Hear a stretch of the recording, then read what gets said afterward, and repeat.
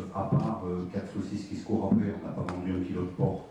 On a réussi à réunir autant d'acteurs, d'abord parce qu'il y a eu des expériences qui ont été des expériences réussies sur cette question-là, et c'est aussi important de témoigner par l'exemple.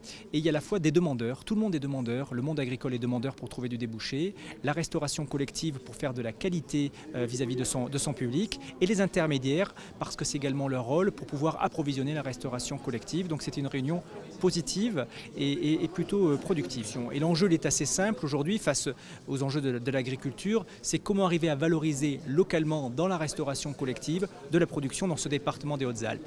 Parce qu'il faut le dire, le département des Hautes-Alpes, c'est un grenier agricole de produits locaux et de produits bio. Et il y a une très grande richesse, une très grande diversité dans cette production qui trouve très bien dans son débouché. C'est à la fois bon pour l'économie agricole, c'est également bon du point de vue du goût et de la qualité parce que nous produisons des produits de qualité, et c'est également intéressant pour le rayonnement et l'image du département. Alors, très concrètement, nous allons faire 4 choses. Il y a 2 grands mythes d'abord qu'il faut tuer.